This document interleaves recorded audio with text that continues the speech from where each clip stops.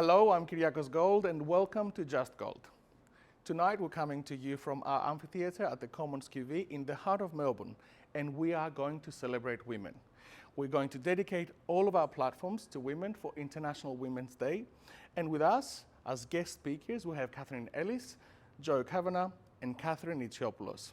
You'll find a little bit more about them in a few minutes, but first I want to let you know about our social partnership with the City of Melbourne, where we are together tackling gender and age equity under the umbrella The Invisible Woman. More about our project and about this year's theme for International Women's Day, that is Break the Bias, coming up.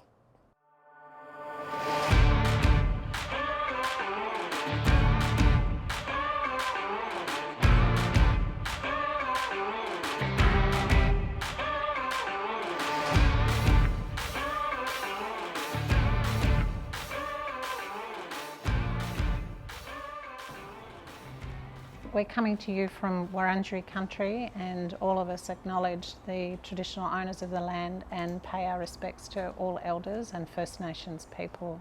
We are conscious that in talking tonight about the Invisible Woman project, that we are representing a small part of the diversity of the Melbourne population and beyond. We will be doing our best to share with you perspectives that come from the research and the expertise we've each developed in our particular professional areas, but recognising that this is just a window into the many issues which are affecting women today. For the Invisible Woman project, we engaged with the research which was actually pre-COVID, before COVID happened, and at that time we knew that women were more likely to be below the poverty line. We knew that older women were the largest growing group of homeless people. We also knew that women were more at risk as they aged due to their financial insecurity.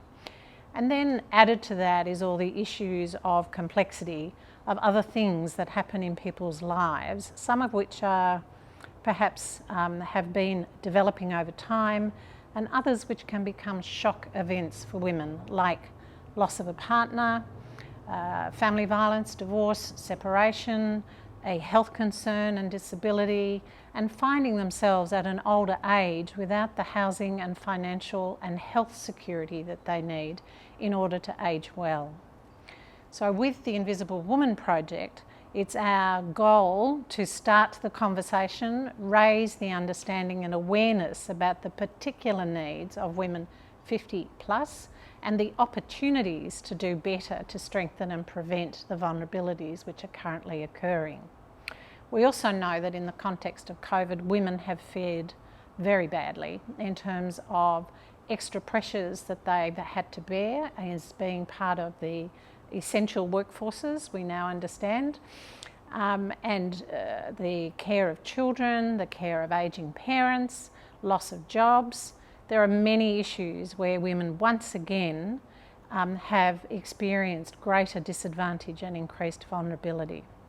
So tonight we're going to share with you from our particular expertise, and I'm going to hand over to my friend and colleague Katherine Ellis in a minute.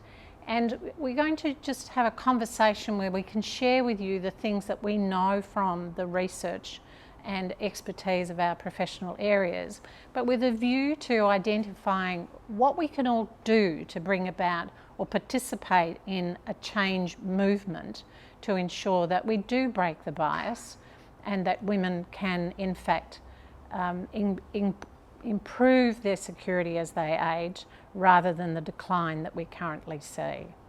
So Katherine, can I hand over to you and invite you to share what are some of the top of mind messages that you'd like to share with our viewers? Yeah, sure. Thanks, Jo. I think working in the youth sector for 20 years now, it's been really interesting to me to see what's happening with young girls and young women and comparing it to my own experiences as I've gone through life and through the workforce. And as we've seen COVID hit, so many things have happened Many of them you mentioned already about job losses and extra caring responsibilities. And for young women, what we've also seen are things like the cancellation of organised sport, which is where a lot of girls and young women get their first leadership opportunities and have the chance to sort of excel without being criticised for it in any way. So that concerns me. I think also we've seen sexual and reproductive health services not be as available during COVID, which has obviously been life-changing for some young women. So there are also things which in themselves are invisible, and I worry that over time we'll actually end up with those girls and young women not having the same successful life course that they might have had if COVID had never happened. So I think we're living in a very interesting time right now. There are also potential silver linings. The job situation now is actually in some ways giving opportunities to people who may not have had opportunities before, because employers are really looking very much harder for employees. And so I like to think that it's going to open up opportunities for people who may have been discriminated against or not had the ability to kind of enter the workforce with the supports that people from more sort of middle class families have. So I think that is a silver lining potentially that we're also looking at as well. But the reality is for girls and young women, which is where I focus my work, COVID has been a terrible impact for their lives and also in their social connections. And as we all know, social connections for women are so incredibly important through life, for career, but also very much for a sense of purpose in community and connection in older age as well. So I think it's going to be very interesting seeing what happens as we go forward with all the knowledge we had before COVID and the new reality that we live in now. I'm really keen to hear from both of you about what you're seeing for women and what you're seeing over the horizon for women based on the specialities. And maybe since, Jo, we've already heard from you a little bit, I'll hand straight to Katherine to tell us a little bit about your area of expertise and how you're seeing that affect women's lives and potentially making them invisible, and the areas where we might be able to actually have pull levers to make change. And I'd like to talk about two different aspects, and one is my professional background, which is in health and biomedicine. So my background is in clinical dietetics, and I've moved into academia, and my research is focused on health and well-being, and it's landed with healthy ageing. And my work has looked at interventions of healthy diets like the Mediterranean diet and lifestyles to prevent chronic disease and achieve longevity and healthy ageing. And a lot of that data we've learnt from Southern European migrants that have come to Australia and continue to have that longevity. So my research has been a combination of finding out what is distinctive about migrants from Southern Europe and why have they retained their longevity although they've been here for 60 years. And a lot of that is about diet quality, of course, and I would say that being a dietitian, but that social connectedness is absolutely key. The clubs, the eating together, very much part of the Mediterranean lifestyle. Why is this important for women? Younger women are protected from some chronic diseases, particularly heart disease, because of estrogen. So that means that you hear about heart disease risk, and men have got a much higher risk of mortality or death from heart disease compared to women, but not postmenopausally. Women catch up really quickly postmenopausally, but we don't focus on our health as women because we think, well, we don't have as much chronic disease, but heart disease can be quite a silent problem in women because the symptoms of heart attack are different. They're more silent. So I guess one call to action is to really look after your health. Postmenopausally, you are at increased risk as compared to your younger years from heart disease. So look after your health. Why? Because you need to stay strong and you need to be healthy to stay visible. So that's the health and longevity story, and part of it is to empower women in being able to care for self, for family, in terms of cooking and choice of foods and preparation of foods. Because what's happening, and this is particularly in younger women or in younger people, is the lack of knowledge of how to look after oneself, how to cook and eat, and everything is ordered online because we've lost those simple things that back in the day we learnt and they were passed on. So we go back to the role of women. In many cultures, and I've studied the Greek Mediterranean culture for many years, that transference of knowledge around nutrition and health comes from women, the older women. So that's something, you know, mother to daughter, that I recommend that we continue. The other side of my experience is around academia and the inequity that we've seen through the years in education, in students, but also in women in academia and women in leadership. And that gender gap is, that gender inequity is narrowing, because now more girls go to university than boys, you know, by a few percent. So that's a great thing. But there is diversity, because in some areas like nutrition and dietetics, health, nursing, education, we're up to the 70%, 80%, 90% girls, women, whereas engineering, 8%, 10%. So we need more women in STEM. And that would mean more women growing into careers in those areas, in science, in engineering, in building, and then more women leading in those areas. So encouraging women in STEM is another huge initiative that I'm behind, and also women in leadership and women in promotion in academia, because women tend to fall behind in research because we're carers, we have our families, we stay home.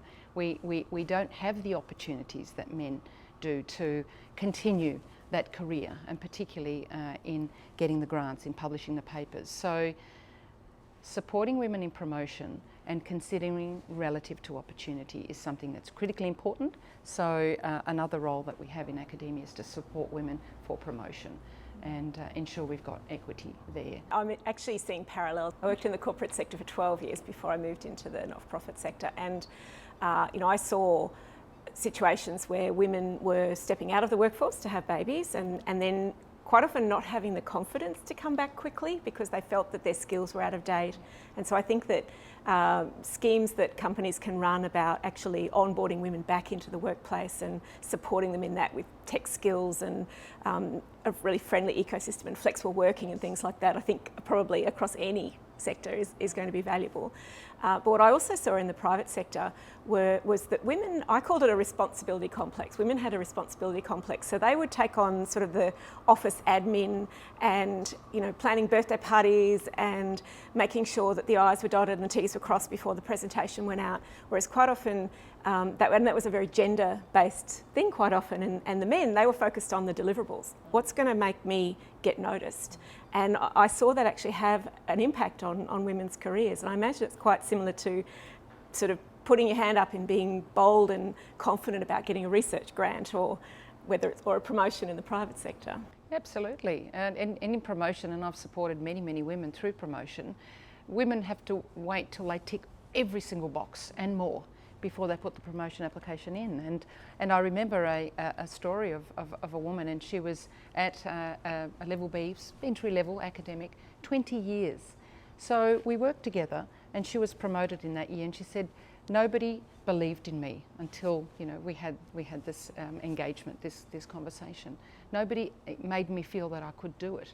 And I thought, well, you know, if it was a guy, we would have applied many years ago. I think I call that sponsorship. I'm not the only person who does this sort of concept of sponsorship in leadership, where leaders promote and support and sponsor the people they see themselves in. And when all the leaders are white, able-bodied men, it's the white, able-bodied men that usually get the opportunities and the promotion. And I think that's another reason why we need more women in leadership. But we also need men to be understanding that if they can spot young female talent in their organisations and actually sponsor them, not just mentoring's different, but actually sponsoring them and putting them forward for projects or recommending them for promotion, or even, as you say, believing in them and telling them to do it themselves, it can be really powerful. What about you, Jo? You've worked most of your life in the not-for-profit sector. What do you see there that can really maybe help make women more visible as they go through their whole lives?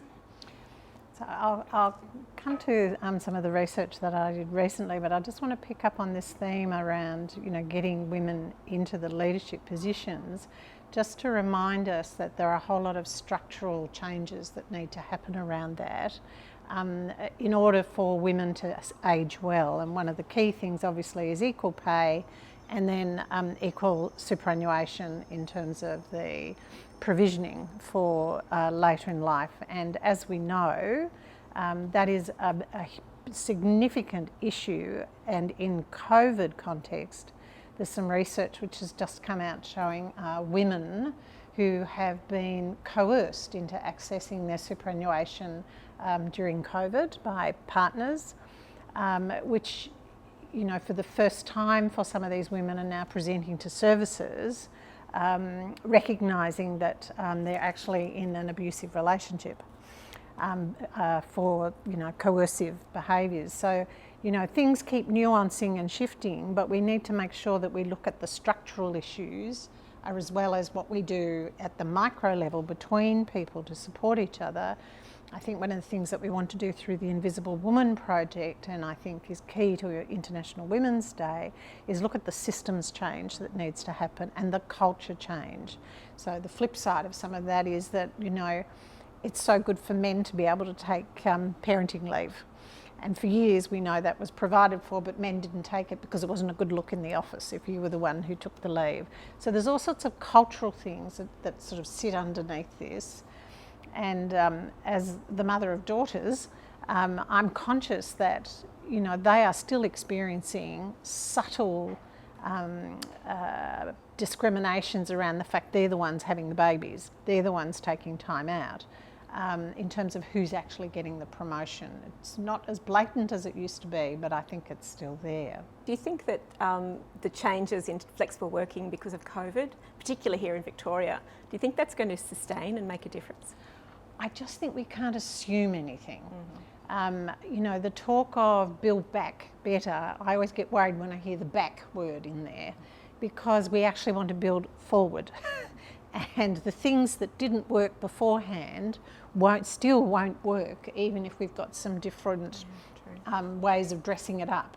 You've got a choice of whether you can work at home or whether you work in the office and days of the week. But if we haven't actually changed whether you're getting equal pay and equal superannuation, what difference will that make? Except that you probably could do more childcare still. So I think, you know, we need to be careful that things are not window dressing and that we've actually carried them through to the actual drivers of the inequality in order to break the bias.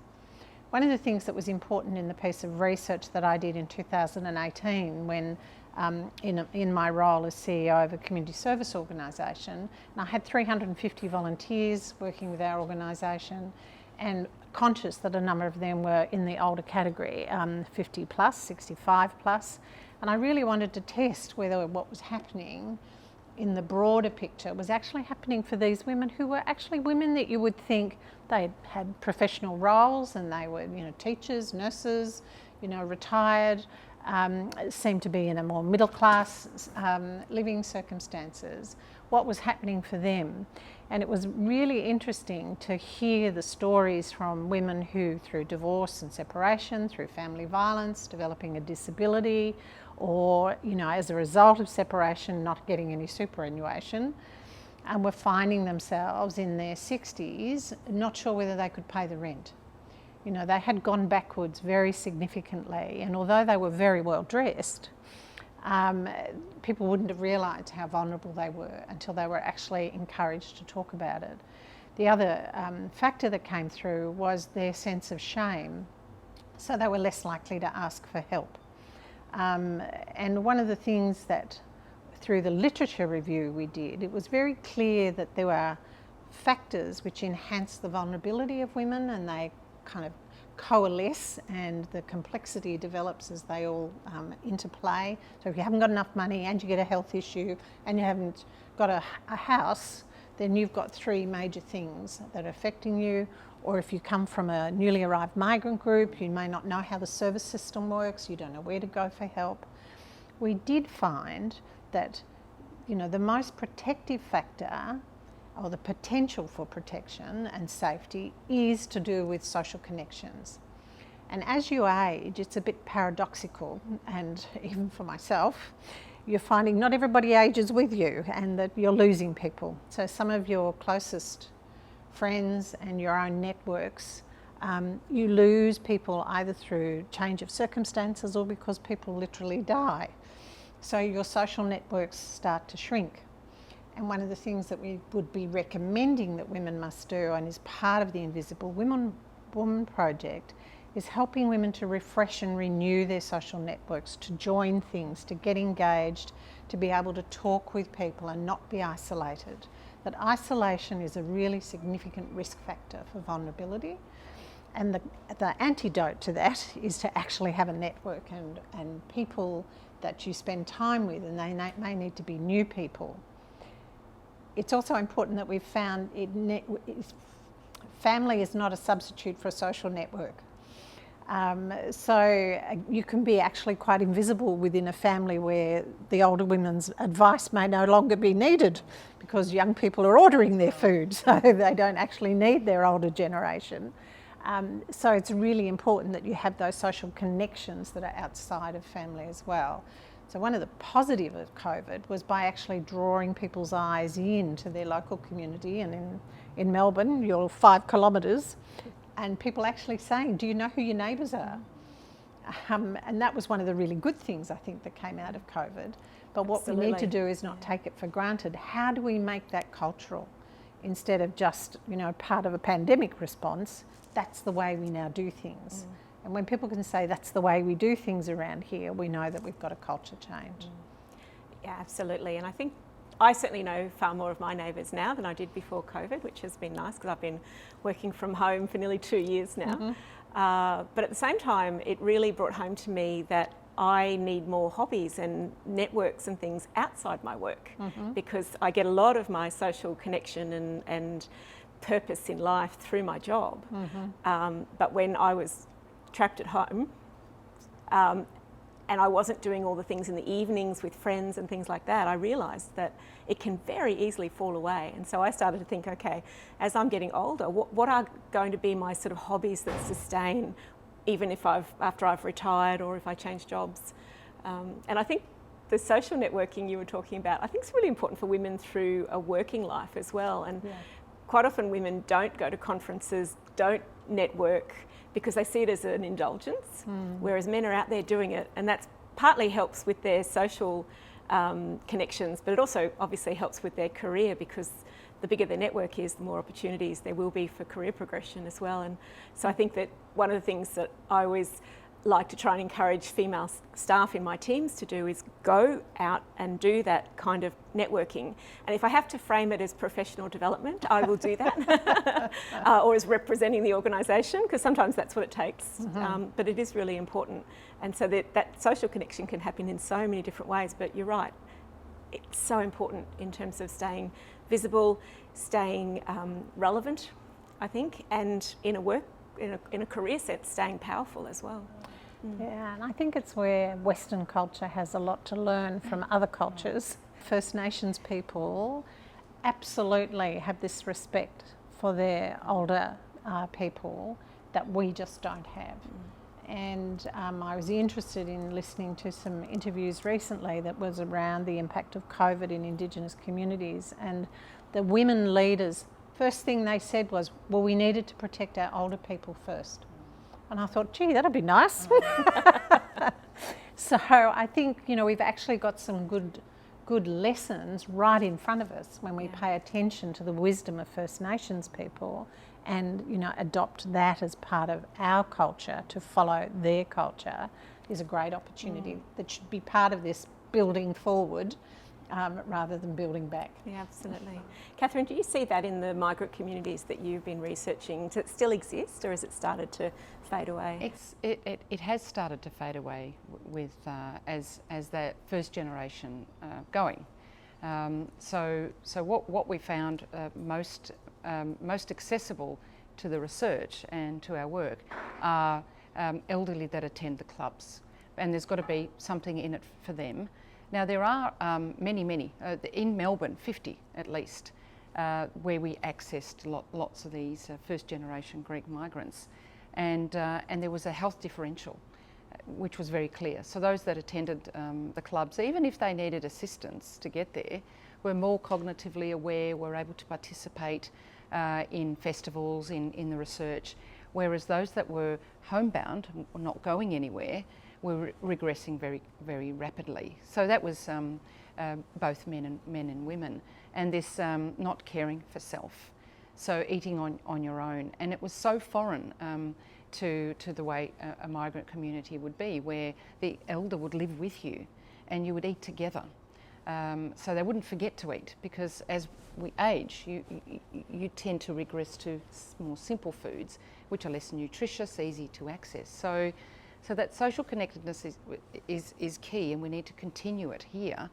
But in terms of practices that keep people together, I mean, the clubs are what we have here.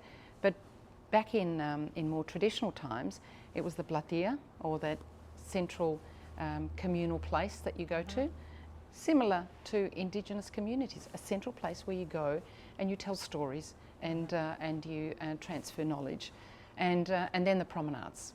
So the modern translation of the promenade through COVID is everyone could go to the park, and everyone bought dogs so they can go to the park, and you had to find friends to walk. And wouldn't it be lovely? And I know I'm very close to a large park, and it was through COVID.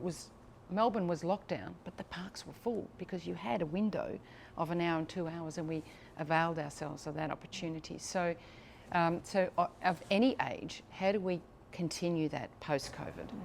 And I think, how do we build our communities in ways that exists for everybody? Because I think, like you, I live very close to a couple of beautiful parks, and I don't have a dog, but I would often go down to the park and watch other people's dogs. But I know that I had young staff, particularly during that time, who were living in areas where within their 5 kilometre radius, they had no decent park to go to, and they felt very bound. And if you look at these really crowded developments in the outer parts of the cities that we all live in, those facilities don't necessarily exist. And so it's actually a socioeconomic issue as well, how much access people have to the things that make life worth living as you get older. I mean, one of the things that we were very aware of in social research is around the privatisation of public spaces. So, you know, before COVID, you would have seen a lot of older people who might gather at a major shopping centre, shopping mall, and, you know, do their exercise walking around the shopping mall because it was no longer safe, or there wasn't a public place, as you would see in Europe, where there's a piazza or somewhere that everybody goes to.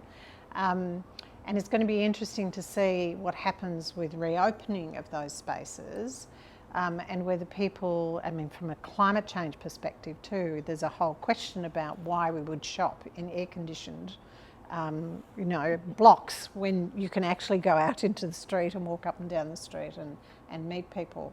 So I think, you know, there again, some of the things that we have to rethink how we use the built environment in order to create equity, to create spaces that everyone has access to, that help build that social connectedness and relationships as well.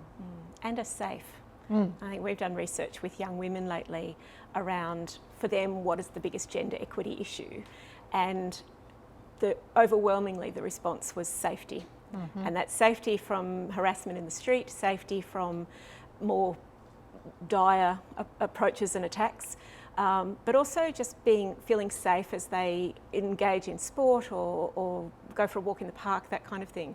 And I think that we run the risk of girls and young women playing small because they're worried about their safety. And I worry that will carry through their whole lives. I mean, girls and young women are encouraged to play small as it is, you know, smiling, making nice, not being confrontational. Grace changing I'm that. not getting political. But and, you know, that sort of approval-seeking kind of culture. And I think that, and even not being too strong and successful because you might intimidate a potential boyfriend, you know. And so if we're seeing girls and young women playing small, what does that mean for their life course and their career and their ability to do bold things like going travelling and broadening their world and moving to a new city and creating new networks, and even as they get older, being brave enough to go into a club that they've never been to for the first time and make friends to play mahjong or do something, you know, or bridge or something. So I think that safety in public spaces has this incredible lifelong Yes. ramification for women. So, and it's across the generations, isn't it? So when we talk about women 50 plus, how safe is it for them to go and sit in a park and sit by themselves, as well as for younger women. So how are we going to learn from these experiences? If we raise awareness of it, what's the call to action for people as individuals, as well as what's the call to action for leaders in business, in government, in the community sector, for looking at what needs to be done systemically and what needs to be done for cultural change to actually, I'm looking forward to the day where we have the Visible Woman Project rather than the Invisible Woman Project, and we're not talking about breaking the bias, we're actually talking about what would we call it, the new equity, the new equality for all, for diversity and inclusion.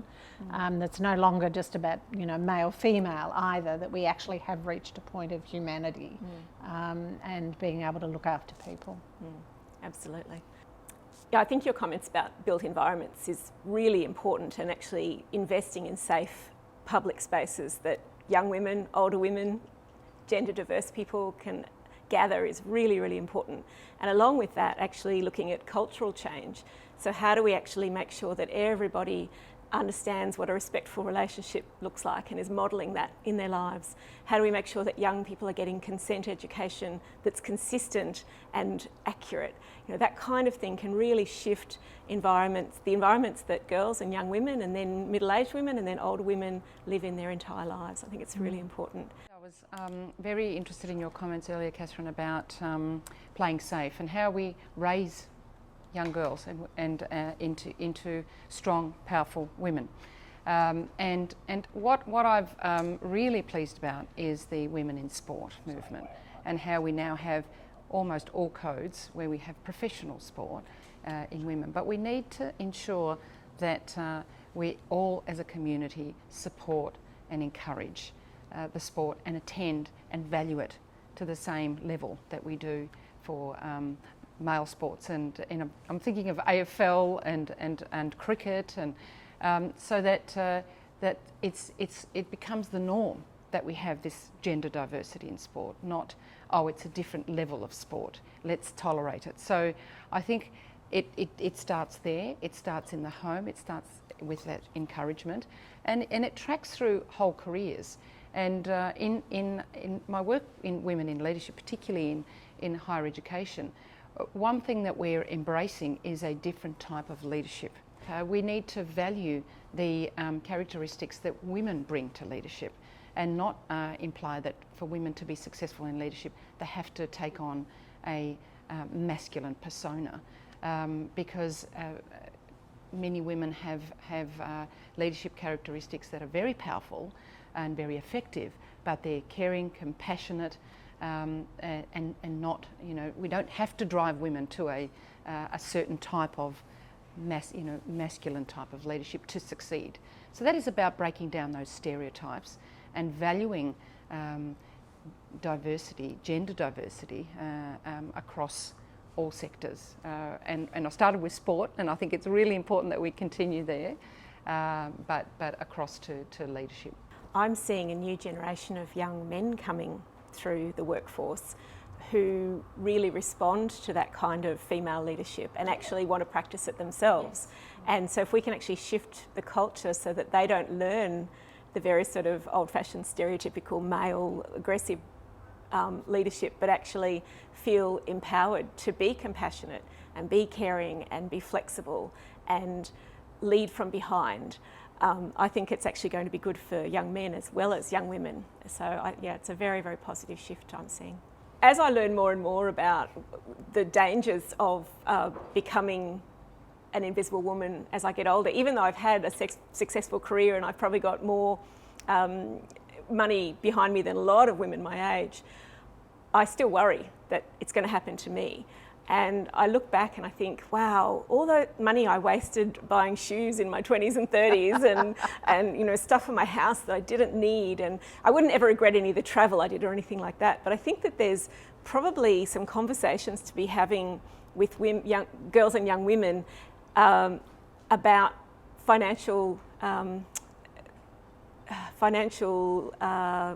skills, I guess is the word probably. And young people are telling us constantly that they want better life education and life skills taught at school. And they say, I'll never use calculus, but I really would have liked to know how I should go and register to vote or do my tax return. And I think that there are a lot of people young girls and young women who graduate into the workforce and really have no idea how to manage their money and feel that, they're immortal and it's a long, long time before they won't have a job again. And now, I look at sort of 10, 20 years ahead, that will be me, I won't have a job. And I'm worrying about how much money I'll have to retire and have a safe old age. There's so much that could be done early to get everybody on the right track. And I think one of the positives that has come out of COVID is the recognition that everybody needs digital skills and everybody needs data and devices for access, and they need to be able to learn how to do those things safely. And fortunately, there's been a project with the Good Things Foundation and the Be Connected project, which has been about digital skills and access for older Australians. It's been national, and that has been terrific, particularly for culturally diverse communities who've actually been some of the most successful ones in learning new digital skills during COVID to help them stay connected with family. And it's helped us influence government, for instance. If you want to put health services online, then you better make sure that the consumer knows how to use them and has the device for it. Similarly, through some of the research that we did in the Catch Up for Women project, we found that financial literacy and digital literacy actually went together. And there were many women who actually didn't know, if they lost a partner in particular, the death of a partner made them realise that they actually didn't know how to access their bank accounts. And so there is that whole sort of cross the generations, what we need to do now to help people who are vulnerable because they don't have those skills or they don't the digital or the financial skills, as well as building it into the life education of our younger generations. I do think my grandchildren are going to be better at it than the rest of us have been when I see 2-year-olds who swipe a phone. Yeah. But I think there's still plenty to do. Yeah, my mother at 68 had to, she's an accountant. She'd always been very financially savvy, but she had never done the online banking or anything because my father looked after that. He died at 68 and all of a sudden she had to learn how to do online banking and online everything else. And fortunately for me, as a daughter who would otherwise be doing it all for her, she's pretty savvy, but I'm sure that she's the exception rather than the rule. Well, talking of online, that's a way that we actually want people to connect with the Invisible Woman project. And I'm going to hand over to Kyriakos, who might share that with us. You can connect with us on social media at Just Gold Women or on our website at justgold.net. The Invisible Woman project is a social partnership with the City of Melbourne, and in this space we will be hosting consultations for women from across Victoria, but in particular from our city. So you can connect, you can share your stories, you can be on video if you want, or you can just make friends. As Jo mentioned before, we've also got a partnership with the Good Things Foundation, so the Invisible Woman project will also offer some digital literacy skills program over the next few months, so do connect with us about that. And finally, on our pages you can subscribe to our podcast and docu-series that's coming up over the next few months.